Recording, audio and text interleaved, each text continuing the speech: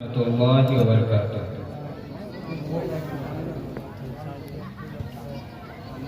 Innal hamdalillah nahmaduhu wa nasta'inuhu wa nastaghfiruh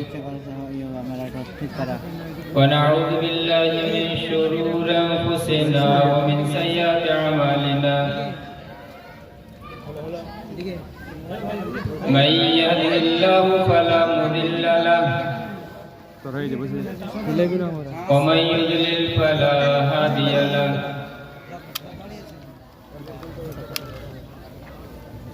وأشهد أن لا إله إلا الله وحده لا شريك له وأشهد أن محمدا عبده ورسوله. يا أيها الذين آمنوا اتقوا الله حق تقاته ولا تموتن إلا وأنتم مسلمون.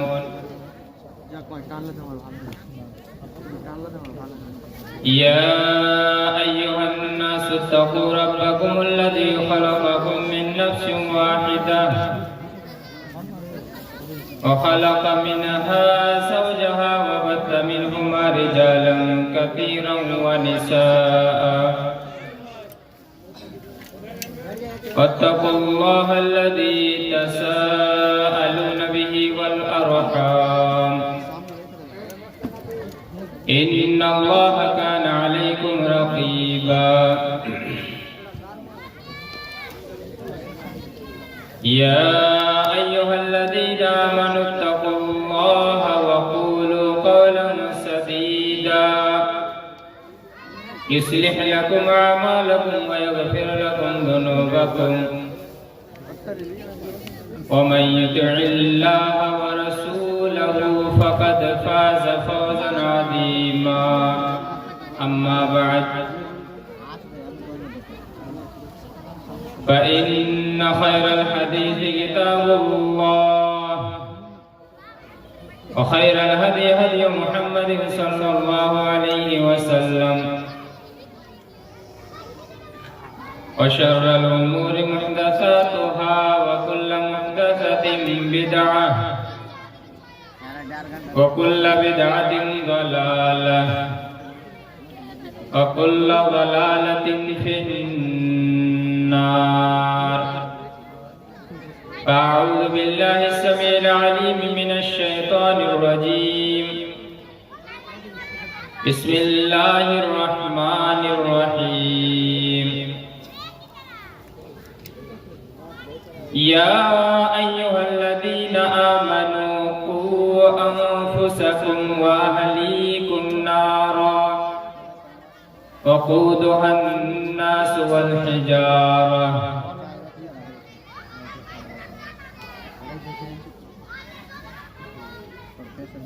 मोहतरम मुकर्रम आज के इस दीनी जलसा के सभापति साहब,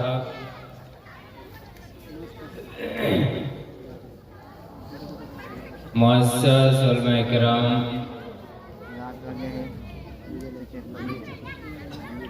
मेरे सामने तशरीफ फरमा दीनी मिल्ली भाइयों और दोस्तों, पर्दा नशी माँ और बहनों,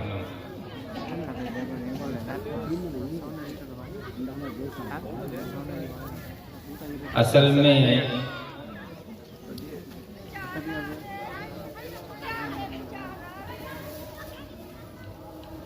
इस प्रोग्राम में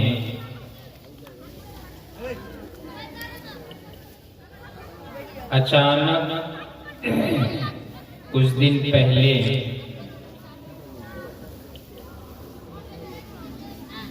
मुझे दावत दी गई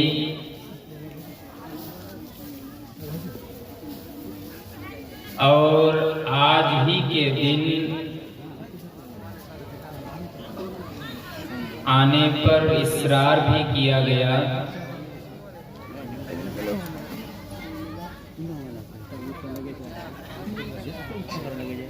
और आज के दिन आप लोगों के हुजूर आकर के कुछ खिताब करना, कुछ बातें पेश करना मेरे लिए थोड़ा सा दुश्वार और मुश्किल लग रहा था, इसलिए कि 2 दिन से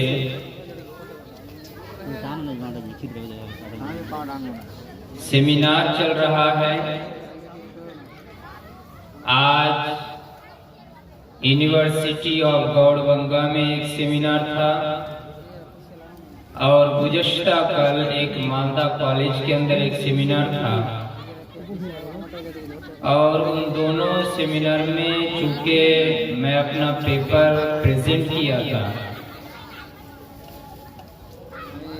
आज भी यूनिवर्सिटी ऑफ गौड़बंगा में पेपर प्रेजेंट करने के बाद ही लगभग 6:30 पौने 7 बजे घर पहुंचा। सुबह से निकला था और घर पहुंच कर के फिर आराम करने का भी कुछ मौका नहीं मिला, फिर यहाँ आना पड़ा। इसलिए कोई माइंड सेट भी नहीं कर पाया कि आप लोगों के दरमियान आकर के क्या कहूँ, क्या बयान करूँ। खैर, जो भी अल्लाह ताला चाहता है वही होता है, और हम लोग इलाके के हैं, कभी भी आप लोग दावत देते हैं, ना नहीं कर पाते हैं। मैं कोशिश करूंगा, कड़ाके की ठंडी भी है, कुछ देर आपके सामने कुछ बातें रखूं, उसके बाद फिर जो आखिरी मुकर्रर है वो भी आ चुके हैं, हम लोग एक ही साथ आए, वो भी आएंगे, वो भी तकरीर करेंगे। अल्लाह तबारक व तआला से दुआ है कि मैं कुरान और हदीस की रोशनी में आपके सामने बातें पेश कर सकूं। अल्लाह ताला इसकी हमें तौफीक दे, और मेरी कही हुई बातें अगर कुरान और हदीस की रोशनी में है, सही है, तो हम तमामी को इन बातों पर अमल करने की तौफीक अता फरमा। आमीन तक़ब्बल या रब्बल आलमीन। ब्रदरान इस्लाम, माँ और बहनों, मैंने आप हजरात के सामने खुतबतुल हाजा के बाद कुरान मजीद से एक आयत तिलावत की है। कुरान मजीद की एक सूरा है, सूरा अत-तहरीम, सूरा नंबर 66 आयत नंबर 6 यानी 6। इस आयत की रोशनी में कुछ बातें पेश करने की कोशिश कर रहा हूँ। वमा तौफीक़ी इल्ला बिल्लाह। आइए हम सबसे पहले इस आयत का माना, तर्जमा, अनुवाद देख लेते हैं। अल्लाह तबारक व तआला ने इस आयत के अंदर क्या कहा या हमें किस तरह का मैसेज दिया है। या अय्युहल्लज़ीना आमनू क़ू अनफुसकुम व अहलीकुम नारा वक़ूदुहन नास वल हिजारा। ऐ ईमान वालों, या अय्युहल्लज़ीना आमनू, ऐ वो लोगों जिन लोगों ने ईमान का दावा किया है,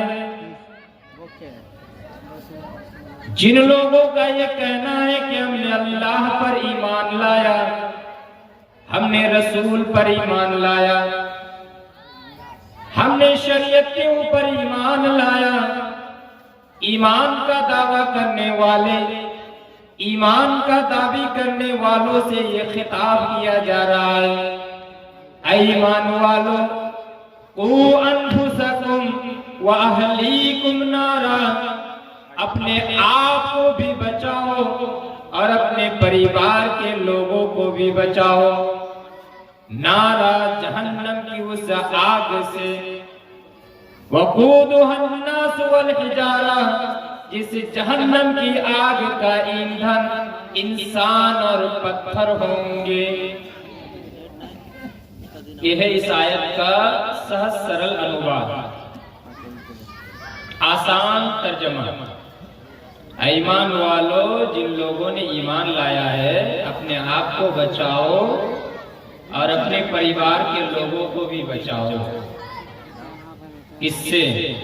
नारा, नार के माना होता है आग, और यहाँ आग से मुराद जहन्नम की आग। जिस जहन्नम की आग का ईंधन इंसान भी बनेगा और पत्थर भी बनेगा। ईंधन जिसको हम लोग अपनी जुबान में जलानी कहते हैं, जो हम चूल्हा वगैरह में जो सब देकर के लकड़ी वगैरह जलाते हैं, इसको ईंधन कहा जाता है। यानी जहन्नम को जो जलाया जाएगा, तपाया जाएगा, इसके लिए ईंधन क्या होंगे? इंसान और पत्थर। इनको जहन्नम में डाला जाएगा। अब सवाल होगा कि इंसान को जहन्नम में डाला जाएगा, अगर इंसान ने गुनाह का काम किया है, पाप का काम किया है, तो उसे जहन्नम में डाला जाएगा। पत्थर को क्यों डाला जाएगा? पत्थर को डालने का मकसद क्या है? उसका भी एक मकसद और एक खास उद्देश्य है। वो उद्देश्य क्या है कि जिन मूर्तियों को इंसान अपने हाथ से तराश कर, पत्थर से तराश करके, काट करके मूर्तियों को अपने हाथ से बनाते हैं। आजकल तो खैर वो मिट्टी वगैरह से बना लेते हैं, लेकिन पहले के जमाने में क्या करते थे? पत्थरों को काट करके, तराश करके मूर्तियां बनाया जाता था, और उन मूर्तियों के सामने जाकर के सर्वसुजूद होते थे, सजदा करते थे, उनकी इबादत की जाती थी। इसलिए पत्थर कहा गया है कि यानी ये पत्थर की जितनी भी मूर्तियां और जितने भी देवी और देवता है, इनको भी जहन्नम में डाला जाएगा। और अल्लाह तबारक व तआला ये दिखाएगा कि जिस मूर्ति के सामने, जिन देवी के सामने, जिन मूर्तियों के सामने, पत्थरों से बनी हुई मूर्तियों के सामने तुम लोग सजदा किया करते थे, अपनी चीजों को, अपनी परेशानियों को बयान किया करते थे, आज देखो वो मूर्तियां कितनी लाचार है, कितनी बेबस है, कुछ भी करने की ताकत उनके अंदर नहीं है। इसलिए अल्लाह तबारक व तआला इंसानों को सबक या इंसानों को दिखाने के लिए ये देखो वो कितने बेबस हैं। और यही सब बेबसी की हालत में जो थे, बेबस और लाचार, उन्हीं मूर्तियों के सामने तुम जाकर के सजदा किया करते थे। ये अल्लाह तबारक व तआला दिखाने की कोशिश करेगा, दिखाएगा। इस वजह से पत्थरों को भी जहन्नम में डाला जाएगा। इसलिए अल्लाह ताला ने फरमाया, ईमान वालों, जहन्नम की आग से अपने आप को बचाओ, अपने परिवार के लोगों को बचाओ। जिस जहन्नम का ईंधन, जिस जहन्नम का जलानी इंसान और पत्थर है। इस आयत से पता क्या चला? अपने आप को बचाओ और अपने परिवार के लोगों को भी बचाओ। मान लीजिए आप नमाजी बन गए, आपका बेटा नमाज पढ़ता है या नहीं, ये भी आपको देखना। आप हाजी बन गए, लेकिन आपकी बेटी अभी भी बेपर्दा होकर के घर से निकलती है। आप मस्जिद में जाकर के पड़े रहते हैं, लेकिन आपकी बीवी एक नमाज का भी पास-ओ-लिहाज नहीं रखती। आपकी बीवी बेपर्दा होकर के घर से निकलती है, गैर इस्लामी कामों को करती है, आपके बाल पर एक जू भी नहीं रेंगता, तो आपकी ये नमाज, आपकी ये ज़कात, आपका ये हज, आपकी ये इबादत, आपके ये अच्छे आमाल, आपके अच्छे काम आपको आपको और मुझे, मेरे जितने भी और आपके किसी भी इंसान के हो, ये आमाल हमें और आपको जन्नत में ले जाने के लिए काफी नहीं है। आप लाख इबादत कर ले, आप लाख नमाजें पढ़ ले, लाख आप ज़कात निकाल ले, आप लाख अपने आप को मुत्तकी और परहेजगार बना ले, लेकिन अगर आपने अपने बेटे के बारे में ख्याल नहीं रखा, अपने बेटे को नसीहत नहीं की, अपने बेटे को नहीं समझाया, आपने अपने बेटे की तरबियत, अपनी बेटी की तरबियत, अपने बहन की तरबियत, अपने भाई की तरबियत, अपने अंडर में रहने वाले जो भी है, अगर उनकी तरबियत आपने नहीं की, हमने नहीं की, तो ये हमारे अच्छे अच्छे अमाल हमें जहन्नम से बचाने के लिए और जन्नत में ले जाने के लिए काफी नहीं है। या अय्युहल्लज़ीना आमनू, ईमान वालों, क़ू अनफुसकुम व अहलीकुम नारा, अपने आप को भी जहन्नम से बचाओ और अपने परिवार के लोगों को भी जहन्नम से बचाओ। वक़ूदुहन्नास वल हिजारा, जिससे जहन्नम का ईंधन इंसान और पत्थर होंगे। इसलिए आप सुनन नबी दाऊद की हदीस उठा करके देखें, नबी सल्लल्लाहु अलैहि वसल्लम ने इरशाद फरमाया, मुरू औलादकुम बिस्सलाह व हुम अबनाउ सब'i सिनीन वज़रिबूहुम अलैहा व हुम अबनाउ अश्र। ऐ लोगों, आपके बेटे, आपकी बेटियां, आपकी औलाद अगर 7 साल की उम्र को पहुंच जाए, नमाज का हुक्म दिया करो। 7 साल की उम्र को पहुंच गया है आपका बेटा, 7 साल की आपकी बेटी हो चुकी है, नमाज का हुक्म देना है, नमाज का आदेश देना है। वज़रिबूहुम अलैहा व हुम अबनाउ अश्र। 7 साल के बाद 10 साल की उम्र में जब पहुंच जाती है आपकी औलाद, वो आपका बेटा हो या आपकी बेटी हो, अगर 10 साल की उम्र तक पहुंच जाए और फिर भी वो नमाज से गाफिल रहे, फिर भी वो नमाज से दूरी इख्तियार करे, तो ऐसी औलाद को मार करके, शासन करके नमाज पढ़ाओ। 7 साल की उम्र हो जाए, नमाज का हुक्म दो, और 10 साल की उम्र हो जाए फिर भी नमाज ना पढ़े तो उसे मारो, शासन करो, थोड़ा सा डराओ, धमकाओ, धमका करके नमाज पढ़ने का हुक्म तो समझाओ। अब मैं आप लोगों से सवाल करना चाहता हूं कि आप लोगों में से कितने ऐसे लोग हैं जो अपने गरेबान में हाथ दे करके ये कह सकता है दावे के साथ कि मैं फला बाप हूं या मैं फला माँ हूं, कि मैंने अपने बेटे को 7 साल की उम्र में नमाज पढ़ने का हुक्म दिया है, और 10 साल की उम्र में अगर मेरे बेटे ने नमाज में गफलती की है तो मैंने उसे डांटा है, धमकाया है, या थोड़ा सा मारा है, पीटा है। कितने ऐसे लोग हमारे समाज के अंदर, उंगली में गिन करके भी आप नहीं पाएंगे। और इसकी एक खास वजह यह भी है कि हम खुद ही नमाज नहीं पढ़ते, अपने बेटे को कहां नमाज पढ़ने का हुक्म देंगे। हम खुद ही पर्दा नहीं करते हैं तो हम अपनी बेटी को कैसे पर्दा होकर निकलने से हम रोकेंगे, बापर्दा होकर के निकलने का हुक्म देंगे। हम तो खुद ही अमल नहीं करते हैं, हम तो खुद ही इस्लाम के ऊपर अमल करने के लिए तैयार नहीं है, तो हम अपने बेटे, अपनी बेटी को कहां से हुक्म देंगे।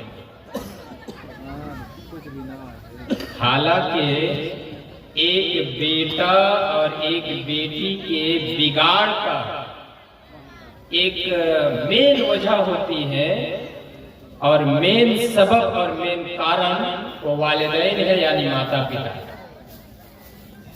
सही बुखारी मुस्लिम की रिवायत है, नबी सल्लल्लाहु अलैहि वसल्लम ने इरशाद फरमाया, कुल्लु मौलूदिन युलदु अलल फितरा फअबवाहु युहब्बिदानिही वयुनस्सिरानिही वयुमज्जिसानिही। इस दुनिया के अंदर जितने भी इंसान पैदा होते हैं, इस दुनिया के अंदर जो भी इंसान सबसे पहले जब इस दुनिया के अंदर, इस धरती के अंदर जन्म लेता है, कुल्लु मौलूदिन यूलदु अलल फितरा, हर कोई इस धरती के अंदर जन्म लेते वक्त, पैदा होते वक्त मुसलमान बनकर के पैदा होता है। यूलदु अलल फितरा, फितरत के ऊपर पैदा होता है। और फितरत का माना है अलल मिल्लतिल इस्लामिया, यानी दीन इस्लाम पर वो पैदा होता है। फाबवाहु युहव्विदानिही व युनस्सिरानिही व युमज्जिसानिही, लेकिन उनके वालिदैन हैं जो अपने बेटे को या अपनी बेटी को या तो यहूदी बना देता है, या तो नसारा बना देता है, या तो मजूसी बना देता है। वालिदैन, अगर वालिदैन ने अपने बेटे को अल्लाह के बारे में बताया, अल्लाह का कॉन्सेप्ट अगर उनके ज़हन दिमाग में दाखिल कर दिया, तौहीद का माना समझा दिया, ला इलाहा इल्लल्लाह का माना समझा दिया, वो बेटा वो बेटी मुसलमान बन जाता है। मुसलमान बन करके पैदा भी होता है, लेकिन तरबियत भी इस्लामाना तरबियत मिल जाती है, मुस्लिमाना तरबियत मिल जाती है। लेकिन जब वालिदैन यहूदी होते हैं, या वालिदैन की चाल को देख करके, वालिदैन के ढाल को देख करके, वालिदैन की फितरत को देख करके वो बेटा भी यहूदाना जिंदगी बसर करने लग जाता है, वो बेटी भी यहूदियों की चाल को इख्तियार कर लेती है। या तो वो यहूदी बन जाते हैं, या तो वो नसारा बन जाते हैं, या तो वो मजूसी बन जाते हैं। मजूसी कहा जाता है जो आग के सामने सर्व सुजूद होते हैं, जो आग के सामने जाकर के आग की पूजा किया करते हैं, ऐसे लोगों को मजूसी कहा जाता है। कहने का मतलब यह है, बयान करने का मतलब यह है, इस दुनिया के अंदर जितने भी इंसान पैदा होते हैं, सब के सब मुसलमान बनकर के पैदा होते हैं, लेकिन उनके वालिदैन या तो उनको यहूदी बनाते हैं, या तो नसारा बनाते हैं, या तो मजूसी बनाते हैं। पता क्या चला? वालिदैन का अपनी औलाद के बिगाड़ में और अपनी औलाद को सही तरीके से बनाने में बड़ा अहम रोल है, बड़ा महत्वपूर्ण भूमिका है पिता माता का। माता पिता अगर अपने बेटे को चाहे इस्लामाना जिंदगी दे सकते हैं, और माता पिता ही की वजह से बेटा या बेटी गलत रास्ता इख्तियार करता है। आजकल हमारा माहौल कैसा बनता जा रहा है जानते हैं? बहुत सारे लोगों को आप देखेंगे, आप लोग मेरे साथ एग्री करेंगे या नहीं, इत्तेफाक करेंगे या नहीं, मैं नहीं जानता, लेकिन आप देखेंगे ये माहौल हमारे समाज में ऐसे है, जब इंसान उम्र दराज हो जाते हैं, थोड़ा सा एज ज्यादा हो जाता है, उम्र ज्यादा हो जाती है, ऐसी हालत में वो क्या करते हैं, आकर के मस्जिद पकड़ते हैं, नमाज पढ़ने लगते हैं, आलिमों के पास आकर के बैठने लगते हैं, आलिमों से तकरीर सुनते हैं, आलिमों से हदीस सुनते हैं, कुरान मजीद की तिलावत सुनते हैं, कुरान मजीद की आयतों का माना और मतलब जानने की कोशिश करते हैं। और ऐसी हालत में वो जब जानने लगते हैं ना, उनके अंदर एक उत्सुकता भी बढ़ जाती है और ज्यादा शौक पैदा होता है, इसलिए कि जिंदगी भर तो वो अपने आप को कुरान हदीस से दूर रखा। कुरान हदीस के अंदर जो चाशनी है, कुरान हदीस के अंदर जो मिठास है, कुरान हदीस की बातें जो मोतियों की तरह है, उन बातों को तो इतने दिन उन्होंने कभी कोई अहमियत नहीं दी, लेकिन अभी आखिरी उम्र में, आखिरी पड़ाव में जाकर के वो आलिमों के पास आते हैं, आकर के सीखते हैं, एक दो बात जानते हैं, जान करके इधर फतवाबाजी उधर फतवाबाजी, चाय की दुकान में बैठ करके, चाय की दुकान में बैठ करके आप अगर यकीन ना हो, विश्वास ना हो, तो कोई एक सवाल आप पूछ दीजिए, एक सवाल छेड़ दीजिए, कितने जवाब देने वाले तैयार हो जाएंगे आप गिन नहीं सकते। हर एक के पास जवाब है, ये फतवा ये होगा, ये होगा, ये होगा, मतलब बड़े बड़े मुफ्ती और बड़े बड़े मौलवी और बड़े बड़े फाजिल चाय की दुकान में बैठे हैं। लेकिन यही उलमा इकराम की सोहबत में आने वाले उम्र दराज में उम्र के आखिरी पड़ाव में जाकर के उलमा इकराम के पास जो उठते बैठते हैं, इन्होंने अपनी पूरी जिंदगी गंवा दी गैर इस्लामी कामों में। अल्हम्दुलिल्लाह, ठीक है, आपने तौबा करके आपने अच्छा रास्ता इख्तियार कर लिया। कम से कम ये गलती अपने बेटे को होने मत दीजिए, अपने बेटे को ये गलती करने मत दीजिए, अपनी बेटी को ये गलती करने मत दीजिए। आपने पूरी जिंदगी गुजार दी, अब आप ये चाहते हैं आप ही की तरह आपका बेटा भी उसी तरह पूरी जिंदगी गुजारे, और फिर वो जब उम्र दराज हो और फिर वो आकर के मस्जिद पकड़ ले। जब उम्र हो जाती है तब फतवाबाजी। आपने पूरी जिंदगी क्या किया? अभी जो आप फतवा दे रहे हैं, आपने अपने बेटे को नमाज पढ़ने का हुक्म क्यों नहीं दिया? आपने अपनी बेटी को बेपर्दा होकर के निकल रही है, स्कूल कॉलेज जा रही है, जाइए भेजिए, लेकिन बापर्दा करा करके, पर्दे के साथ, लेकिन बेपर्दा होकर के निकलती है कहीं भी शॉपिंग करने, मार्केटिंग करने, स्कूल के नाम पर, ट्यूशन के नाम पर। आप नहीं रोकते हैं और आप खुद समझते हैं कि मैं मौलवी साहब के पास बैठ गया, एक हदीस सुन लिया, एक आयत सुन लिया, नमाज पढ़ लिया, बस काफी है। नहीं मेरे भाइयों और दोस्तों, माँ बहनों, ये आमाल, हमारे आमाल हमें जन्नत में ले जाने के लिए काफी नहीं है। हमें ये आमाल जन्नत में नहीं ले जा सकते जब तक हम अपनी इस्लाह करने के साथ साथ, अपना संशोधन करने के साथ साथ अपने परिवार के लोगों की भी इस्लाह ना करें। दोनों की इस्लाह करना जरूरी है, आपकी ये जिम्मेदारी है, और खास करके वालिदैन की ये जिम्मेदारी है। वालिदैन की सबसे ज्यादा जिम्मेदारी है और सबसे बड़ी जिम्मेदारी है। क्या हमने कभी वालिदैन की जिम्मेदारी को निभाया? वालिदैन होने के नाते हमारे ऊपर जो फर्ज आयद होता है, या हमने उस फर्ज को अंजाम दिया? आप अपने गरेबान में जो भी माएं यहाँ बैठे हुई हैं, जो भी बाप यहाँ बैठे हुए हैं, क्या आप लोगों ने अपनी जिम्मेदारी का पालन किया? बेटे को जन्म दे देना, बेटी को जन्म दे देना और जन्म देकर के उसका बाप बन जाना और माँ बन जाना बड़ा आसान है।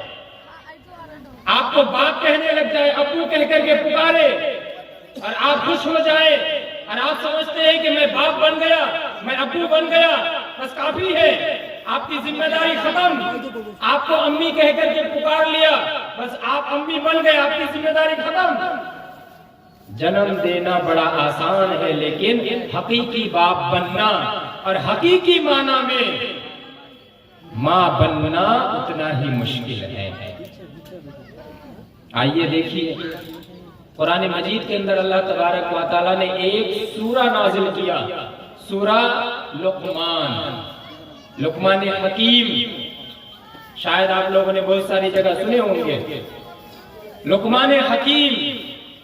देखिए, वो इतने परहेजगार, मुत्तकी, अल्लाह वाले अच्छे इंसान थे कि अल्लाह तबारक व तआला ने उनको इतनी अहमियत दी, इतनी फजीलत दी, इतनी मर्यादा उनकी कि अल्लाह ताला ने उनके नाम पर कुरान मजीद के अंदर एक सूरा ही नाज़िल कर दिया, सूरा लुकमान। कुरान मजीद के तरतीब के हिसाब से आप पाएंगे सूरा नंबर 31, 31 नंबर सूरा। वहां आप देखिए आयत नंबर 13 से आयत नंबर 19 तक आप पढ़िए। आयत नंबर 13 से 19 तक, 13, 14, 15, 16, 17, 18, 19, 7 आयत लगभग। ये 7 आयत पढ़िए। अगर आप कुछ नहीं जानते, मैं दावा के साथ कहता हूं, अगर आप कुछ नहीं जानते कि मेरी क्या जिम्मेदारी है, वालिद होने के नाते, बाप होने के नाते, माँ होने के नाते मेरी क्या जिम्मेदारी है, मेरी क्या ड्यूटी है कि मैं अपनी ड्यूटी का पालन करूं अपने बेटे के लिए, अपनी बेटी के लिए, आप कुछ नहीं जानते। ये 13 से 19 नंबर आयत तक आप पढ़ लीजिए। आपको मोटे मोटे अल्फाज में आपको आपकी जिम्मेदारी मिल जाएगी। आपको अपने बेटे को क्या सिखाना है, कैसी उसकी तरबियत करनी है, कैसे समझाना है, क्या नसीहत करनी है, आपको मिल जाएगा। देखिए लुकमान हकीम ने अपने बेटे को नसीहत किया, अल्लाह ताला ने उस चीज को कुरान मजीद के अंदर नकल किया बेहतरीन अंदाज में, ताकि हमारे लिए भी एक सबक हो, हमारे लिए भी एक शिक्षा हो, हमारे लिए भी एक तालीम हो कि हम भी बाप होने के नाते, माँ होने के नाते अपनी औलाद की तरबियत कैसे कर सकते हैं। देखिए आयत नंबर 13 के अंदर सबसे पहले लुकमान हकीम ने क्या कहा, वइज़ क़ाल लुक़मान लिब्निही व हुवा यइज़ुहु या बुनय्या ला तुश्रिक बिल्लाह इन्नश-शिर्क लज़ुल्मुन अज़ीम। जब लुक़मान हकीम ने अपने बेटे को नसीहत करते हुए फरमाया, ऐ मेरे प्यारे बेटे, ऐ मेरे लपटे जिगर, ला तुश्रिक बिल्लाह, ऐ मेरे प्यारे बेटे अल्लाह के साथ शिर्क ना करना, अल्लाह के साथ किसी भी चीज को शरीक ना करना। वो अल्लाह हमारा खालिक है, वो अल्लाह हमारा मालिक है, वो अल्लाह हमारा राज़िक है, वो अल्लाह तबारक व तआला पूरी जहान को पैदा करने वाला है, वो रब्बुल आलमीन है, वो तमाम की तमाम चीजों का इंतजाम करने वाला है। वो अल्लाह जहां रब्बुल आलमीन है, पूरे जहान का पालनहार है, पूरे जहान का खालिक है, पूरे जहान का मालिक है, वही अल्लाह तबारक व तआला हमारा माबूद हकीकी है। हम अगर इबादत करेंगे उस अल्लाह की इबादत करेंगे, हम अगर सजदा करेंगे उस अल्लाह के सामने सजदा करेंगे, हम उस अल्लाह के दरबार को छोड़ करके किसी दरबार में जाकर के सर नहीं झुका सकते हैं। या बुनय्या ला तुश्रिक बिल्लाह, ऐ मेरे बेटे अल्लाह के साथ किसी चीज को भी शरीक ना करना, इन्नश-शिर्क लज़ुल्मुन अज़ीम। ऐ मेरे बेटे ये जान लो, इस दुनिया के अंदर, इस जमीन के ऊपर, आसमान के नीचे जितनी भी गुनाहें हैं, जितने भी पाप हैं, सबसे ज्यादा बड़ा पाप और सबसे ज्यादा बड़ा गुनाह वो अल्लाह के साथ किसी को शरीक करना है। कोई भी गुनाह आप कर ले, कोई भी आप पाप कर ले, अगर अल्लाह ताला चाहे तो आपको माफ कर सकता है। अगर पाप करके आप मर जाएं, इस बात को आप सही तरीके से समझिए, पाप करके आप मर गए, आपका इंतकाल हो गया, आपकी वफात हो गई, लेकिन आपने तौबा नहीं किया, अल्लाह ताला चाहे तो माफ कर सकता है। लेकिन अगर आपने शिर्क किया और बेगैर तौबा किए हुए आप मर गए, उस शिर्क के गुनाह को माफ नहीं किया जाएगा। तौबा करके अगर आप मरे, तौबा इखलास के साथ आपने तौबा कर लिया कि नहीं आज से मैं और शिर्क नहीं करूंगा, वो अलग बात है। लेकिन आपने शिर्क करने के बाद बेगैर तौबा किए हुए आपकी मौत हो गई, उस गुनाह को माफ नहीं किया जाएगा। लेकिन शिर्क के अलावा जितने भी गुनाह हैं, अगर आप करके गए और बेगैर तौबा के अगर मर गए, इनकेस अल्लाह ताला चाहे तो माफ कर सकता है, चाहे तो आपको सजा दे सकता है। इसी से आप अंदाजा लगाइए कि शिर्क का गुनाह कितना बड़ा बड़ा। और आगे बढ़िए, जब शिर्क की बात आई तो एक बात मैं आपके सामने पेश करूं। नबी सल्लल्लाहु अलैहि वसल्लम, हमारे आखिरी नबी जनाब मोहम्मद रसूलुल्लाह सल्लल्लाहु अलैहि वसल्लम को खिताब करके कहा जा रहा है शिर्क कितना बड़ा गुनाह है। सूरह ज़ुमर सूरह नंबर 39 आयत नंबर 65 अल्लाह तबारक व तआला इरशाद फरमाया, वलक़द उहिया इलैका व इलल लज़ीना मिन क़ब्लिक लइन अशरकत लयहबतन्ना अमलुक व लतकूनन्ना मिनल खासिरीन। ऐ अल्लाह के नबी, आपकी तरफ और आपसे पहले जितने भी नबी आए, तमाम के तमाम नबियों के पास ये वही भेज दी गई है। तमाम के तमाम नबियों को भी ये खबर कर दी गई है, आपके पास भी ये खबर पहुंचा दी गई है, लइन अशरकता लयहबतन्ना अमलुक। अल्लाह के नबी, अगर आपने भी शिर्क किया, आपके भी अमाल जरूर भी जरूर बर्बाद हो जाएंगे, रायगा हो जाएंगे, निस्तो नाबूद हो जाएंगे, वला तकूनन्न मिनल खासिरीन। और अल्लाह के नबी अमाल बर्बाद होने के साथ साथ, अमाल निस्तो नाबूद होने के साथ साथ, ऐ अल्लाह के नबी आप भी नुकसान उठाने वालों में से हो जाएंगे। मेरे भाइयों, दोस्तों, माओ बहनों, जरा गौर तो कीजिए, अल्लाह के नबी को जब ये कहा जा रहा है, अल्लाह के नबी जिनके आगे के गुनाह और पिछले गुनाह तमाम के तमाम गुनाह को माफ कर दिया गया था, जो अल्लाह के नबी मासूम अनिल खता थे, उस नबी से कहा जा रहा है अगर आपने भी गुनाह की, आपने भी अगर शिर्क किया, आपके भी अमाल जरूर बर्बाद और रायगा हो जाएंगे और आप भी नुकसान उठाने वालों में से हो जाएंगे। हम तो कदम कदम पर गुनाह करते हैं, हम तो कदम कदम पर गलती करते हैं, हम तो कदम कदम पर फिसलते हैं। हमारा क्या हाल होगा अगर हमने अल्लाह का दरबार छोड़ करके किसी दूसरे दरबार का रुख किया, अगर हमने अल्लाह का दरबार छोड़ करके किसी भी दरबार की तरफ मुतवज्जा हुए और वहां जा करके अगर हमने अपनी हाजत रवा की, अपनी परेशानियों को बयान किया, अपने मुश्किलात का बयान किया, फिर हमारी हालत क्या हो सकती है? जरा आप सोचिए, अल्लाह के नबी को जब ये कहा जा रहा है कि आपके अमाल भी बर्बाद और रायगा हो जाएंगे अगर आपने शिर्क किया। हम तो कदम कदम पर गुनाह करते हैं, हमने अगर शिर्क किया तो हमारी हालत क्या होगी?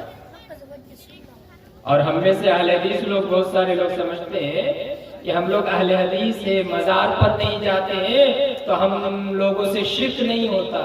नहीं, मजार पे जाना और वहां जाकर के सजदा करना वो तो शिर्क अकबर है, बड़ा शिर्क है। लेकिन हम अहले हदीसों के अंदर भी बहुत सारे शिर्क हैं, बहुत सारे काम हैं जो शिर्किया काम है, शिर्किया अमाल है, और हम समझते हैं कि ये अमाल शिर्किया नहीं है। कभी कोई परेशानी हुई, किसी गुनी के पास चले गए, कभी कोई परेशानी हुई, आप लोगों के इलाके में है या नहीं मुझे पता नहीं, लोटा में पानी भर करके या जग में पानी भर करके किसी गैर मुस्लिम के पास चले गए झाड़ फूक कराने के लिए। हमारे वहां होता है, हमारे वहां रंगचक इलाके में सुबह सुबह नमाज नहीं पढ़ते हैं लेकिन लोटा में पानी भर करके एक गैर मुस्लिम के पास जाते हैं, झाड़ फूक करते हैं। एक मुसलमान होकर के इस्लाम का मानने वाला, इस्लाम का दावा करने वाला, ईमान का दावा करने वाला एक मोमिन और एक मुसलमान कैसे ये गवारा करता है कि एक गैर मुस्लिम के पास जाकर के झाड़ फूक कराए, उससे पानी में दम कराए या अपने ऊपर बदन के ऊपर झाड़ फूक कराए, कैसे वो गवारा कर लेते हैं? और आप कहते हैं कि हम मुसलमान हैं, मोमिन हैं। ईमान इतना आसान है, ईमान के ऊपर कायम रहना इतना आसान है। रात के वक्त झाड़ू नहीं देना चाहिए, और कुछ लोग कहते हैं कि रात के वक्त झाड़ू देना चाहिए लेकिन झाड़ू दे करके फेंकना नहीं चाहिए, एक जगह जमा करके रख देना चाहिए वरना कोई नुकसान होता है। ये माँ बहनों के अंदर बहुत ज्यादा रिवाज है। ये भी क्या है? शिर्क असगर है। आपने उस रात या उस झाड़ू या उस कूड़ा करकट के ऊपर आपने भरोसा कर लिया कि उसी से आपको नुकसान होगा। हथेली में कोई तकलीफ हो जाती है, यहाँ कब्जा जो हम लोग कहते हैं, यहाँ कोई तकलीफ हो जाती है, हम काला धागा बांधते हैं। ये क्या है? ये भी शिर्क है। ये काला धागा हमारा कोई फायदा नहीं कर सकता। आप दवा कीजिए, ट्रीटमेंट कराइए, इलाज कराइए, लेकिन काला धागा आप नहीं बांध सकते। हाँ, अगर आपका हाथ टूट गया है, ज्यादा परेशानी है, डॉक्टर ने अगर इलाज के तौर पर बैंडेज कर दिया है तो ठीक है, लेकिन आप काला धागा बांधेंगे और काला धागा से ही आपका सही होगा, आपकी बीमारी सही होगी, ये क्या है? शिर्क है। रात के वक्त आईना नहीं देखना चाहिए, रात के वक्त कंघी नहीं करनी चाहिए, ये क्या? शिर्क है। माँ बहनों के अंदर एक बहुत रिवाज है, आम है, जोड़ा केला अगर है तो अपने बेटे को, नौजवान बेटे को या जिनकी अभी नई नई शादी हो उनको नहीं खिलाएंगे, इसलिए कि जोड़ा खिला दिए तो जोड़ा जोड़ा बेटा पैदा होगा, जोड़ा केला अगर खा लिया तो जोड़ा जोड़ा पैदा। अगर ऐसी ही हालत है, ऐसा ही मामला है, तो जिनका बेटा बेटी नहीं हो रहे हैं, डॉक्टर के पास जाने की कोई जरूरत नहीं है। आप जोड़ा जोड़ा केला लाइए मार्केट से, खिलाइए और जोड़ा जोड़ा बेटा लीजिए, कोई परेशानी की बात नहीं। ये सब क्या है? ये हमारे अहले हदीस समाज के अंदर भी ये शिरकिया अमाल है, बहुत सारे लोग करते हैं, नमाजें भी पढ़ते हैं, ये सब भी करते हैं, ज़कात भी निकालते हैं, ये सब करते हैं, अहले हदीस होने का दावा भी करते हैं और ये सब करते हैं। देखिए एक हदीस में आपके सामने जब शिर्क की बात आई है, मुस्नद अहमद की एक रिवायत है, उक़बा बिन आमिर अल-जुहनी रज़ियल्लाहु ताला अन्हु इस हदीस के रावी नैरेटर है, बयान करने वाले हैं। वो बयान करते हैं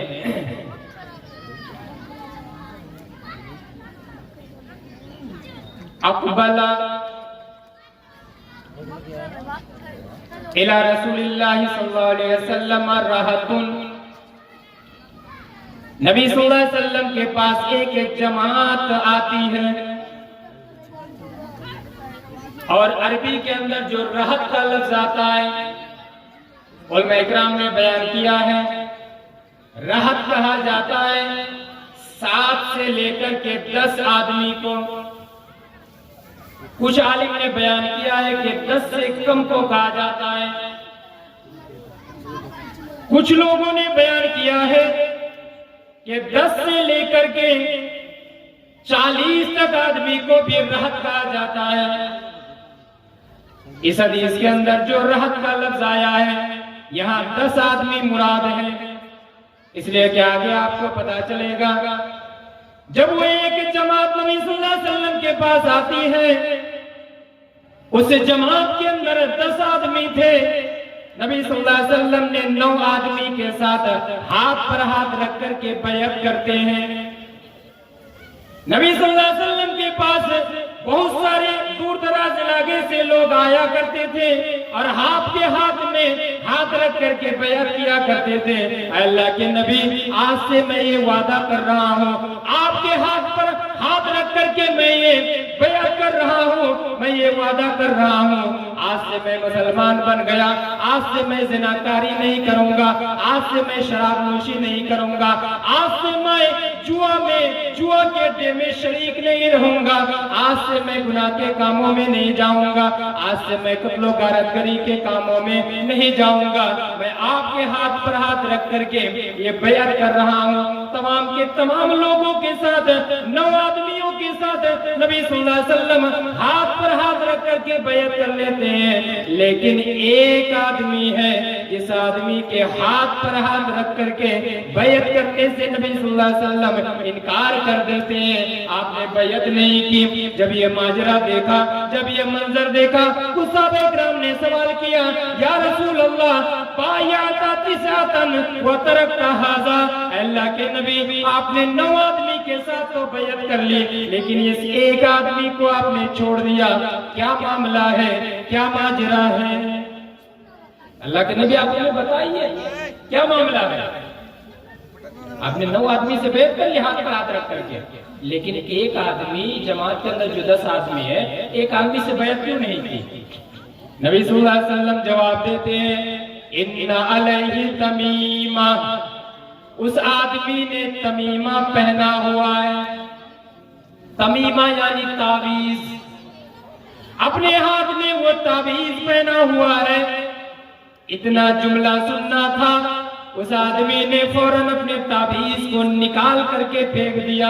फिर नबी सल्लल्लाहु अलैहि वसल्लम ने उस आदमी के हाथ पर हाथ रख करके भी बैअत की, और नबी सल्लल्लाहु अलैहि वसल्लम ने फिर फरमाया, ऐसा बैकराम है, लोगों सुनो, मन तअल्लक़ा तमीमतन फक़द अशरका, जिसने भी ताबीज पहना, चाहे वो हाथ पर पहना या कमर के ऊपर पहना या गले के ऊपर वो लटका लिया, मन तअल्लक़ा तमीमतन फक़द अशरका, उसने शिर्क किया। जिसने भी ताबीज पहना उसने शिर्क किया। आज कितने लोग के देखिए, वो छोटे बच्चे को माँ और बहनें क्या करते हैं, वो काला धागा वगैरह कमर में बांध देते हैं। पूछते हैं तो आजकल बहाना करने लगे हैं कि ये खाली खाली कमर अच्छा नहीं लगता है, कुछ धागा वगैरह बांध करके रखेंगे अच्छा लगेगा। क्यों भाई, धागा बांधने की क्या जरूरत है? अपने बेटे के पेशानी पर या किनारे पर टीप देने की क्या जरूरत है? बेटा है, अगर बेटी है फिर भी 1 मिनट के लिए मैं मान लेता हूं, अगर बेटी है टीप वगैरह वो पहने की बड़ी हो करके अपने शोहर वगैरह के सामने, लेकिन एक बेटा है, बेटे के पेशानी के ऊपर टिप लगाते हैं, क्या जरूरत है? क्यों? आप क्यों देंगे वो? आप उसका हिस्ट्री और इतिहास उठा करके देखिए, ये कहां से आया है, कौन लोग इस काम को करते थे। हम मुसलमानों का ये काम नहीं है। जैसे फीता वगैरह काट करके कोई उद्घाटन करना, ये भी हम मुसलमानों का काम नहीं है, लेकिन बहुत सारे मौके पर हम करते हैं। दुकान का उद्घाटन करते हुए, कोई शॉपिंग मॉल का उद्घाटन करते हुए, किसी मार्केट का उद्घाटन करते हुए हम क्या करते हैं? फीता काट करके उद्घाटन करते हैं। ये आपने कहां से पा लिया? ये गैर मुसलमाना रस्म रिवाज है, ये इस्लामी तरीका नहीं है, इस्लामी रिवाज नहीं है। तो ये टिप वगैरह देना ये भी इस्लामी तरीका नहीं है। और अगर उस पर अगर आपने ये नियत कर लिया कि टिप देते हैं इसलिए कि मेरे बेटे को नजर ना लगे, और यही बहुत सारी माँ बहनों की भी यही मतलब अंदर नियत होती है कि मैं अपने बेटे की पेशानी पर टिप दे रहा हूँ, क्यों? इसलिए कि वो नजरे बद से बच जाएगा। नहीं बचेगा, बचेगा भी नहीं, और आप शिर्क के मुर्तकिब भी हो गए, आपने शिर्क भी कर लिया। आप जानते हैं कैसे बचेगा? आपका बेटा नजरे बद से कैसे बचेगा, बुरी नजर से कैसे बचेगा? आप दुआ पढ़ करके दम कीजिए, सूरा फातिहा पढ़ करके दम कीजिए। सूरा फातिहा में से कौन नहीं जानता? अल्हम्दुलिल्लाह रब्बिल आलमीन अर्रहमान रहीम मालिक यौमिद्दीन। आप कुछ नहीं जानते हैं, सूरा फातिहा पढ़ करके आप दम कीजिए। सबसे बेहतरीन झाड़ फूक की दुआ और आसान जो हर एक को याद है वो सूरा फातिहा है। वो सूरा फातिहा पढ़ करके आप किसी भी बीमार आदमी को झाड़ फूक कीजिए, दम कीजिए, अपने बेटे को दम कीजिए, अपनी बेटी को दम कीजिए, अपने भाई को, अपने दोस्त को, अहबाब को, किसी को भी आप दम कीजिए, कोई परेशानी की बात नहीं। और अगर कोई कहे, कोई बंदा उठ करके कि मुझे सूरा फातिहा भी याद नहीं है, तो आपके मुसलमान होने पर अफसोस है कि अगर आपको सूरा फातिहा भी याद ना हो तो मुस्लिम घराने में पैदा होकर के क्या आपने कर लिया अभी तक? सूरा फातिहा पढ़ करके दम कीजिए। इसी तरह किसी भी बेटे को, किसी का बेटा है, किसी की बेटी है, आपको देख करके अच्छा लग रहा है, खूबसूरत लग रहा है, तो आप क्या कहिए देख करके? माशाअल्लाह, अल्हम्दुलिल्लाह, बड़ा खूबसूरत है आपका बेटा, बड़ी खूबसूरत है आपकी बेटी, माशाअल्लाह अल्हम्दुलिल्लाह लगाइए। इससे क्या होगा? आपकी नजर नहीं लगेगी। यह हदीस के तरीके हैं, ये शरीयत के तरीके हैं, लेकिन हमने शरीयत के तरीके को छोड़ करके टिप लगाना शुरू कर दिया। हमने पेशानी पर टिप लगाना शुरू कर दिया, और हम ये समझते हैं कि ये टिप लगा करके ही मेरा बेटा नजरे बद से बच जाएगा, मेरी बेटी नजरे बद से बच जाएगा। नहीं बचेगा मेरे भाई। कितने ऐसे काम हैं जो हम नादानी में, हम अहले-हदीस लोग भी कर गुजरते हैं। इसलिए मैंने सोचा कि आज मैं अचानक आ गया प्रोग्राम करके, मुझे कोई माइंड सेट भी नहीं कर पाया। मैंने सोचा कि अकीदे के मुतालिक आप लोगों को कुछ तालीम दूं। मुसलमानों का अकीदा मजबूत करना बड़ी जरूरत है। अकीदा अगर हमारा मजबूत नहीं, आप जितने भी अमाल कर लीजिए सब बेकार है। और अगर अकीदा मजबूत है, अमाल के अंदर मान लीजिए अगर कोई कमी हो गई, अल्लाह ताला माफ करेगा, लेकिन अकीदा को मजबूत करने की जरूरत है। अकीदे के मामले में किसी के साथ समझौता और किसी के साथ कॉम्प्रोमाइज नहीं किया जाएगा। ये नहीं कि कोई आपका दोस्त है, आपको उसने दुर्गा पूजा में बुलाया, काली पूजा में बुलाया, आप चले गए और जाकर के नमस्कार कर दिए, किसी तस्वीर के सामने जाकर के आप खड़े रह गए चुपचाप और श्रद्धांजलि पेश कर दिए, और उसी दोस्त को आपने ईद उल फित्र के मौके पर बुला लिया, ईद उल अजहा के मौके पर बुला लिया, और वो आपके पास आकर के खाना खा लिया, आपके ईदगाह में पहुंच गए, दुआ में शरीक हो गए। नहीं, ये समझौता नहीं किया जा सकता। तौहीद के मामले में समझौता नहीं किया जा सकता।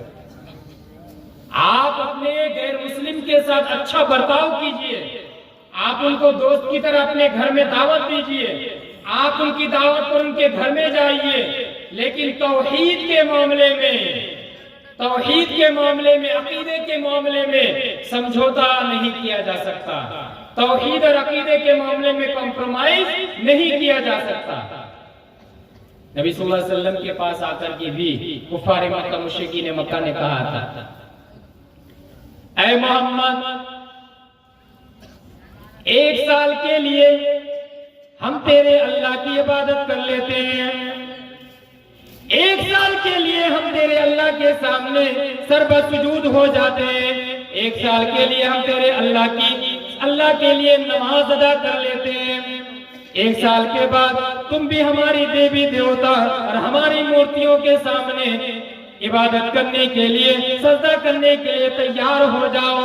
थोड़ा सा मेल मिलाप कर लेते हैं, थोड़ा सा कंप्रोमाइज कर लेते हैं। जब ये कंप्रोमाइज करने की पेशकश की गई, अल्लाह तबारक व तआला ने कुरान मजीद के अंदर एक सूरा नाजिल कर दिया, कुल या अय्युहल काफिरून, ऐ अल्लाह के नबी आप बयान कर दीजिए, या अय्युहल काफिरून, ऐ काफिरों, ला आबुदु मा ताबुदून, मैं उन तमाम की तमाम चीजों की इबादत नहीं कर सकता जिनकी तुम इबादत किया करते हो। तुम जिनकी इबादत किया करते हो उनकी मैं इबादत नहीं कर सकता, मैं जिनकी इबादत करता हूँ उनकी तुम इबादत नहीं कर सकते हो।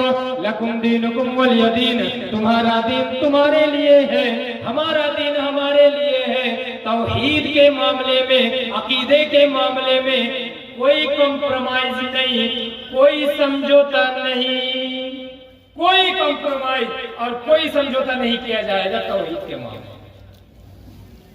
चाहे आप जितने बड़े नेता और नेत्री बन जाए, और वो राजीव गांधी के समाधि पर और किसी के समाधि पर, रविंद्रनाथ टैगोर के तस्वीर के सामने जाकर के, स्वामी विवेकानंद के तस्वीर के सामने जाकर के आप नतमस्तक हो जाए और चुपचाप निर्भयता पालन करें, 1 मिनट के लिए एकदम शांति बजाय रख करके चुपचाप खड़े रहे और श्रद्धांजलि पेश करें, ये सब के सब क्या है? शिरकिया अमाल। इसलिए आप देखेंगे जो G20 का सम्मेलन हुआ था और हमारे भारतवर्ष के प्रधानमंत्री नरेंद्र मोदी साहब ने बहुत सारे देश के प्रधानमंत्री और प्रेसिडेंट वगैरह को दावत दिए थे, और राजीव गांधी समाधि के सामने वो खड़े होकर के श्रद्धांजलि पेश किया जा रहा था। उसमें सऊदी अरब के मोहम्मद बिन सलमान भी आए हुए थे, मेहमान बनकर के आए हुए थे, लेकिन उन्होंने वहां हाजिरी दी थी। आप लोगों ने नहीं देखा है? मोबाइल में बहुत ज्यादा चला था, BBC उर्दू का ये न्यूज बहुत ज्यादा चला था मोबाइल के अंदर, फेसबुक में बहुत ज्यादा वायरल हुआ था कि क्या वजह है कि सऊदी अरब के मोहम्मद बिन सलमान ये G20 के सम्मेलन में आकर के राजीव गांधी के समाधि के सामने आकर के श्रद्धांजलि क्यों पेश नहीं किया? उसका जवाब भी उन लोगों ने दिया है कि ये तौहीद का मामला है, अकीदा का मामला है, ये असम्मान नहीं है, ये बेइज्जती की बात नहीं है, बल्कि ये तौहीद का मामला है। तौहीद के साथ मुसलमान समझौता नहीं कर सकता।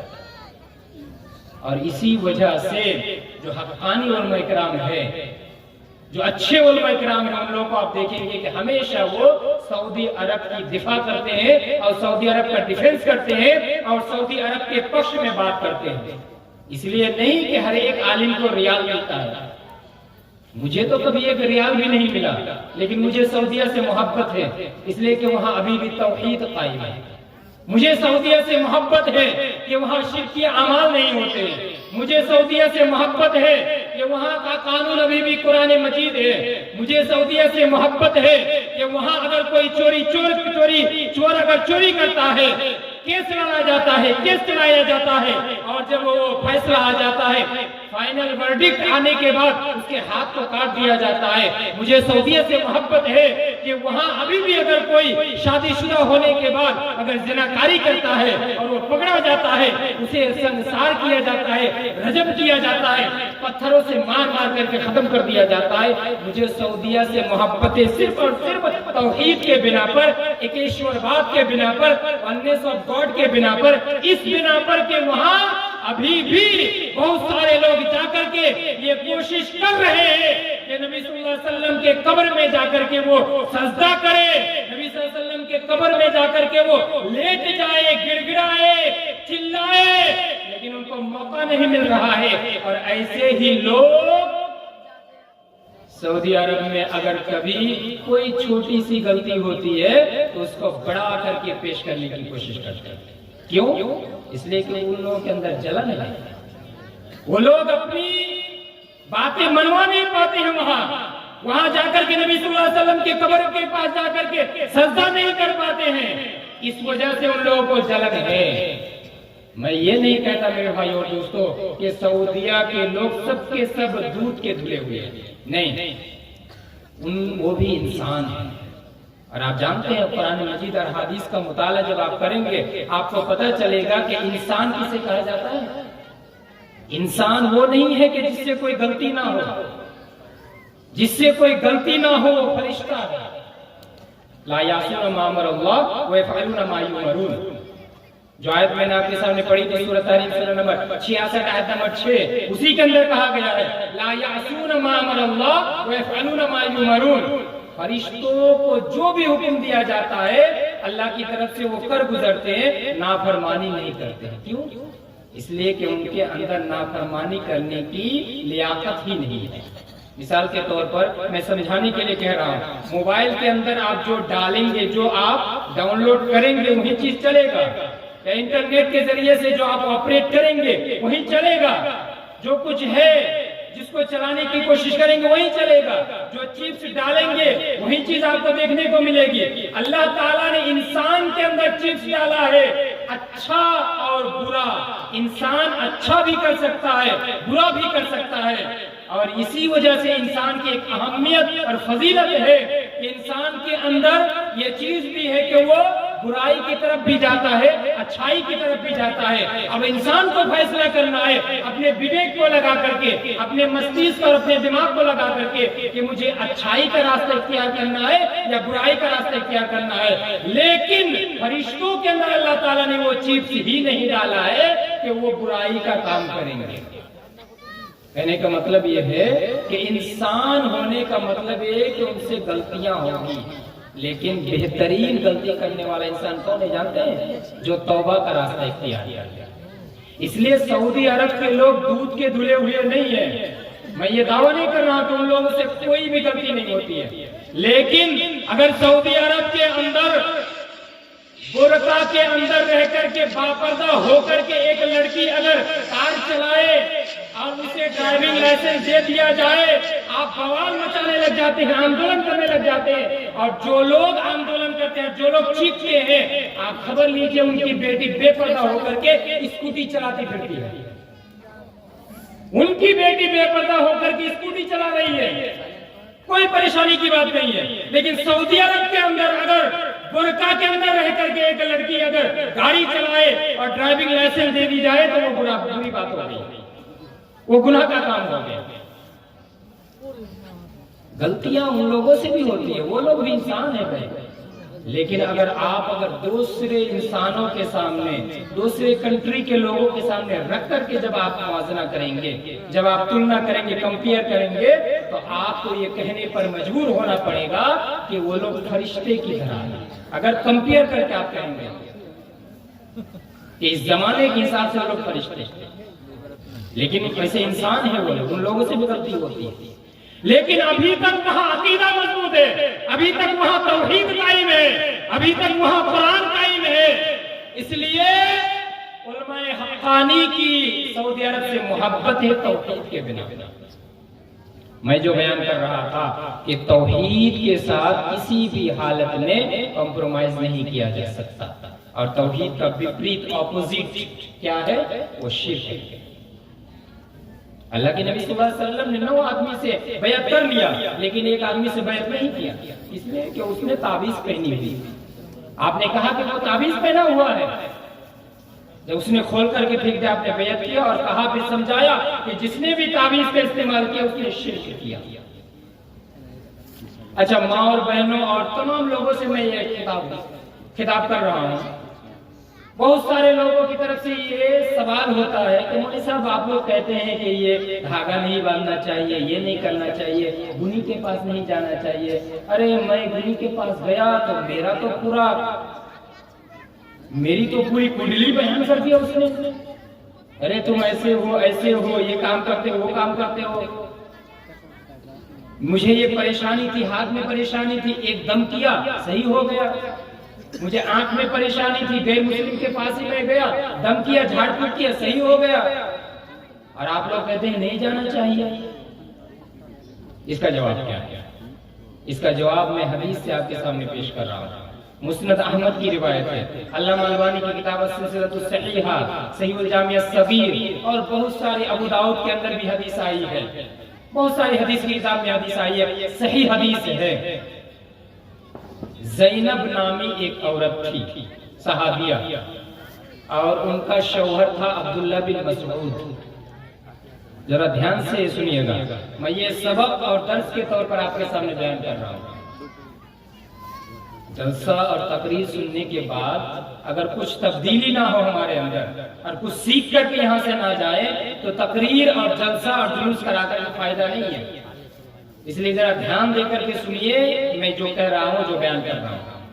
ज़ैनब नामी एक औरत जिनका शौहर अब्दुल्ला बिन मसऊद रज़ियल्लाहु तआला अन्हु थे। अब्दुल्ला बिन मसऊद के बाद सहाबा इकराम में से बड़े जलीलुल कद्र सहाबी अब्दुल्ला बिन मसऊद रज़ियल्लाहु तआला अन्हु जब घर आते हैं, अपनी बीबी ज़ैनब के गरेबान में, अपनी बीबी ज़ैनब के गर्दन में, गले में एक धागा को देखते हैं, सवाल करते हैं, पूछते हैं, ऐ मेरी बीबी माँ हाज़िही, ये क्या है? उसकी बीबी जवाब देती है, ये एक धागा है जिस धागे को मैंने झाड़ फूंक करा करके, दम करा करके मैंने पहना है। अब्दुल्ला बिन मसऊद जवाब देते हैं, अंते आल अब्दुल्लाह लगनिया वानी शिर्क। ऐ मेरी बीबी ज़ैनब सुनो, तुम अब्दुल्ला बिन मसऊद की बीबी हो, यानी मेरी बीबी हो। मैं सुन्नत के ऊपर अमल करने वाला, मैं सुन्नत की पाबंदी करने वाला, मैं सुन्नत को मजबूती के साथ पकड़े रहने वाला अब्दुल्ला बिन मसऊद की तुम बीबी हो। लागनिया व अनी शिरके, ये तमाम के तमाम जो शिरकिया अमाल है, ये तमाम के तमाम जो शिरकिया काम है, ये तमाम के तमाम शिरकिया काम से तुम बेनियाज हो। तुम्हें दूरी इख्तियार करनी चाहिए, तुम्हें दूर रहना चाहिए। जब ये अब्दुल्ला बिन मसऊद कहते हैं, उनकी बीबी ज़ैनब, जरा गौर से सुनिए, उनकी बीबी ज़ैनब जवाब देती है, ऐ मेरे शौहर जान, ये धागा मैंने जब अपने ऊपर अगर दम करके पहना है, झाड़ फूंक करके पहना है, और आप हमें इस धागे से दूर रहने की तलकीन कर रहे हैं, जरा आप बताइए, मेरी आंख में भी परेशानी थी, मेरे आंख में आंसू पे चश्म हो गया था, आंख में परेशानी थी, मैं एक यहूदी के पास जाया करती थी और यहूदी के पास जाकर के झाड़ फूंक किया करती थी। झाड़ फूंक करने की वजह से मेरी आंख सही हो गई है। ये कैसे हो गया? इसका जवाब क्या होगा? आज हम भी ये कहते हैं, मौलवी साहब फला आदमी के पास गए सही हो गया, फला गुनी के पास गए सही हो गया, फला गैर मुस्लिम के पास जाकर के हमने झाड़ फूंक किया, दम किया, सही हो गया। आप जाने से मना करते हैं। ज़ैनब भी कहती है, ऐ मेरे शौहर जान, आप बताइए, मेरी आंख में भी परेशानी थी, मैं यहूदी के पास जाया करती थी, दम किया करती थी, दम करने की वजह से मेरी आंख सही हो जाती है, मैं इसको क्या समझूं? अब्दुल्ला बिन मसऊद जवाब देते हैं, ऐ मेरी बीबी सुनो, इन्न हादा अमलु शैतान, ये शैतान का अमल है। शैतान जब तक तुम्हारी आंख में परेशानी थी, तुम यहूदी के पास नहीं गई थी, ये शैतान या नखसुहा बियदिही, अपने हाथ से तुम्हारी आंख में उंगली कर रहा था, अपने अपने आंख से, तुम्हारे आंख में अपनी उंगली से तुम्हें परेशान कर रहा था और तुम्हें ये वसवसा दे रहा था, तुम्हें ये कुमंत्रणा जगा रहा था कि जाओ भला यहूदी के पास, जाओ भला के पास झाड़ फूक करने के लिए गैर इस्लामी तरीके में झाड़ फूक करा लिया करो, सही हो जाएगा, तंदुरुस्त हो जाएगा। तुमने जब शैतान के वसवसे में पड़ करके यहूदी के पास चले गए और यहूदी के पास जाकर के झाड़ फूक कर लिया, दम करा लिया, तो दम जब तुमने करा लिया, ये शैतान भी सोचा मैं इसको वसवसे देने में कामयाब हो गया, मैं कामरान हो गया, अब मुझे इसकी आंख में उंगली करने की कोई जरूरत नहीं है, आंख में कचोका मारने की कोई जरूरत नहीं है। तुमने दम कराया, यहूदी के पास जाकर के झाड़ फूक कराया, शैतान भी आंख में उंगली करना छोड़ दिया, इसी वजह से तुम्हारी आंख भी सही हो गई, तुम तंदुरुस्त हो गए। क्या समझे? शैतान उंगली कर रहा था, देख रहा था कि ये तौहीद के ऊपर, अकीदे के ऊपर अटल और कायम रह रही है या इसका ईमान फिसल जा रहा है। तुम चली गई, झाड़ फूक ज्यों ही कराई, उसी टाइम पर शैतान उंगली करना छोड़ दिया, कचोका मारना छोड़ दिया, तुम्हारी आंख से ही हो। यही मामला है। हम जब दरबार में जाकर के, मजार में जाकर के कहते हैं तेरे दर पे आया हूं, कुछ करके जाऊंगा, झोली भर के जाऊंगा या मर के जाऊंगा, ये असल में हो सकता है अल्लाह तबारक व तआला ने आपकी तकदीर में लिख दिया था कि आपको बेटा होगा, आपकी बेटी होगी 6 महीना के बाद, 1 साल के बाद, लेकिन शैतान आपके पीछे लग गया। जाओ फला आदमी के पास, जाओ फला मजार के पास, जाओ फला बाबा के पास, जाओ फला जगह खस्सी लेकर के, जाओ फला जगह जानवर लेकर के वहां ज़बह करो और मिन्नतें मानो और अपनी परेशानियों को सामने रखो, उस बाबा से मांगो। और आप गए, आपकी तकदीर में पहले ही लिखा था कि 1 साल के बाद, 6 महीना के बाद आपका बेटा, आपकी बेटी होगी, लेकिन आपने वो गलत रास्ता इख्तियार कर लिया। सही रास्ता इख्तियार करके भी आपको मिल सकता था। इब्राहिम अलैहिस्सलाम की जिंदगी हमारे सामने, तमाम के तमाम अंबिया किराम की जिंदगी हमारे सामने है। इब्राहिम अलैहिस्सलाम की जिंदगी इसलिए भी अहम है, शुरू से लेकर के आखिर तक, बचपन से लेकर 55 तक सारी उम्र उनकी परेशानी में गुजर गई, आजमाइश में गुजर गई, इम्तिहान में गुजर गया। अल्लाह तबारक व तआला ने तरह तरह की आजमाइश की, तरह तरह का इम्तिहान लिया, तरह तरह से आजमाया, लेकिन कभी भी इब्राहिम अलैहिस्सलाम का ईमान कमजोर नहीं पड़ा। 80 साल की उम्र हो जाती है, 80 साल से भी जायद बढ़ जाते हैं, लेकिन एक भी बेटा नसीब नहीं होता है, एक भी औलाद नसीब नहीं होती है। फिर भी मेरे भाइयों दोस्तों, इब्राहिम अलैहिस्सलाम अल्लाह के दरबार को छोड़ करके किसी दूसरे दरबार का रुख नहीं किया, दूसरे दरबार की तरफ मुतवज्जा नहीं हुए। आज हमारा क्या मामला हो गया? 1 साल के बाद, 2 साल के बाद, 3 साल के बाद हम थक जाते हैं, परेशान हो जाते हैं, हम बौखला जाते हैं और कहीं ना कहीं जाकर के, सदलापुर में जाकर के, अदीना में जाकर के, कहीं भी जाकर के हाँ बेटा और बेटी की फरियाद करने लग जाते हैं। बयान करने का मकसद ये है कि ये शिर्क सबसे बड़ा गुनाह है, खतरनाक गुनाह है, डेंजर ये सीन है। और इसी शिर्क के बारे में लुकमान हकीम ने अपने बेटे को सबसे पहले समझाया, या बुनैया ला तुश्रिक बिल्लाह, ऐ मेरे बेटे अल्लाह के साथ शिर्क ना करना, इसलिए कि शिर्क सबसे बड़ा जुल्म है। इससे बड़ा जुल्म और इससे बड़ा अन्याय और अत्याचार नहीं हो सकता। इंसान गुनाह का पहाड़ लेकर के अगर अल्लाह के दरबार में हाजिर हो और अगर तौहीद मजबूत हो, अकीदा मजबूत हो, अल्लाह तबारक व तआला माफ करेगा।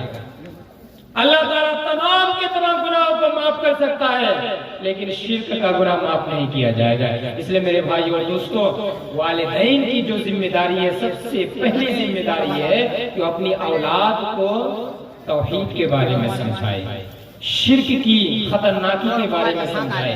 ला इलाहा इल्लल्लाह का जो अर्थ है, माना है, मीनिंग है, उसका मफहूम है, ला इलाहा इल्लल्लाह का तकाजा क्या है। ला इलाहा इल्लल्लाह हमने पढ़ लिया, अब पढ़ने के बाद हमें क्या करना है, इसका तकाजा क्या है, इसको हम समझाए अपने बेटे को, अपनी बेटी को, अपनी औलाद के ज़हन और दिमाग में ला इलाहा इल्लल्लाह का माना हम साबित करें, बैठा दें इसके ज़हन और दिमाग में, मस्तिष्क में, तब जाकर के हम वालिदैन की जिम्मेदारी पालन कर सकते हैं। सिर्फ यही जिम्मेदारी नहीं है, सिर्फ यही वालिदैन की जिम्मेदारी नहीं है, बहुत सारी जिम्मेदारी है। एक ही जिम्मेदारी का बयान आपके सामने अभी तक चल रहा था कि शिर्क और तौहीद यानी वालिदैन की सबसे पहली जिम्मेदारी, फर्स्ट ड्यूटी ये है कि वो अपनी औलाद को तौहीद का माना समझाए, अकीदा का माना समझाए। हम लोग हमारे इलाके में, बहुत सारे इलाके में जानते हैं अकीदा किसको कहते हैं। अकीदा का माना तो जानते ही नहीं है। अकीदा कहते हैं जब बेटा पैदा होता है, बेटी पैदा होती है, 7वें दिन पर जो अकीका किया जाता है उसी को कहते हैं अकीदा है, मेरे बेटे का अकीदा है। अब ये मुसलमान अकीदा क्या समझे? अकीदे के मामले में हम कितने पीछे हैं, तौहीद के मामले में हम कितने पीछे हैं। तौहीद का माना क्या है, मफहूम क्या है, उसका तकाजा क्या है। अकीदा वो नहीं है मेरे भाई और दोस्तों जो अपने बेटे के नाम पर आप जानवर ज़बह करते हैं, बल्कि वो अकीका है। अकीदा यानी तौहीद।